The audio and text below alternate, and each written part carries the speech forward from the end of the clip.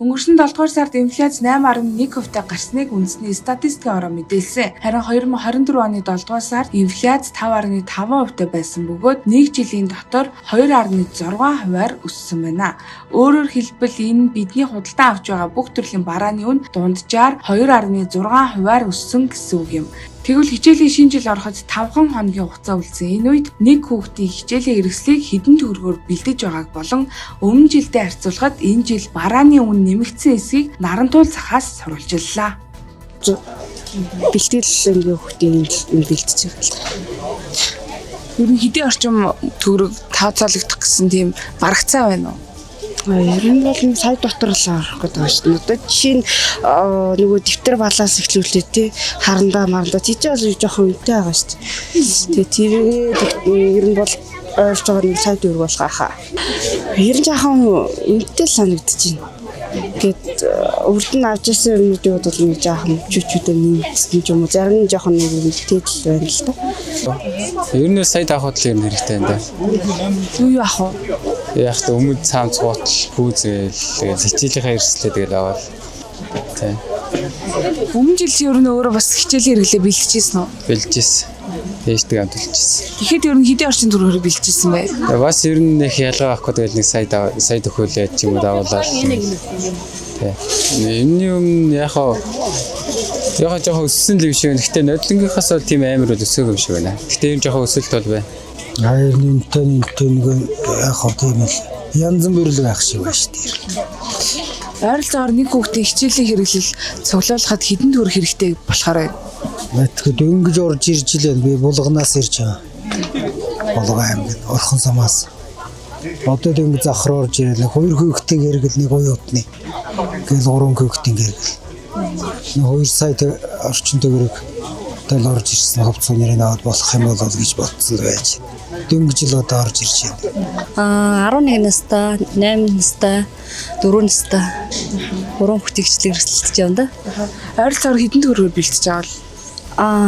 Ойролцоогоор ерөнхийдөө баг 2 сая баг орж ийнэ. Гуруулаа нийлээд үү? Тий. Одоогийн байдлаар бол тиймэрхүү л аваа явчихна. Гэхдээ одоо бас хичээлийн зарим нэг юм цэцэрлэгийнхаа юмнуудыг аваагүй л явчихна да. Ер нь өмнө жилдээ харьцуулахад энэ жил хэр үнэтэй болсон бэ? Бас жоохон нэмэгдсэн байна. Нэмэгдсэн л харагдаж байна. Ер нь бол өмнө нь бол багтаагаад 2 сая багтаагаад цуглуулдаг гэсэн. Одоо бол давж байна. Хичээлийн бэлтгэлийг хангахад нэг хүүхдэд 1 сая орчим төгрөг зарцуулж байгаа гэж худалдан авагчид хэлж байлаа. Харин худалдан эрхлэгчид өмнө жилдээ харьцуулахад энэ жил барааны үн нэмэгдээгүй доктортой байгаа гэж мэдээллээ. Гайгүй өмнө жилээс бол гайгүй. Энэ жил ер нь хүмүүсийн худалдан авалт хэр байгаа бол Ер нь муу. Ер нь хямдхан юм хайгаал явдаг. Хүүхдүүдийн хэрэглээний шалтгаалал Улаанбаатар пошоос шалтгаалал нэг 70-аас 110 мянга орсон болж байгаа шүү. Дэвтэр ном бус төрнүүдтэй хамтдаа. Ер нь иргэдийн худалдан авалт хэр их шүү вэ? Ер нь энэ жил сүрэн тар биш шүү. Тийм өмнөх жилүүдээс бол хамаагүй тар байгаа. Ер нь ойролцоо тийм байсан. Жишээлбэл энэ жил одоо Нарантуул даяараа дэвтэрний үн аягүй хямдхан байгаа ш. Бусад газруудад бодвол тийм бүр Улаанбаатарын үнээс бүр доош байгаа. Тэгэхээр ерөнхийдөө бол нэг амар нэмэгдээг өгсөх. 8-4-ний хүн нэг нэмээгүй өгсөх.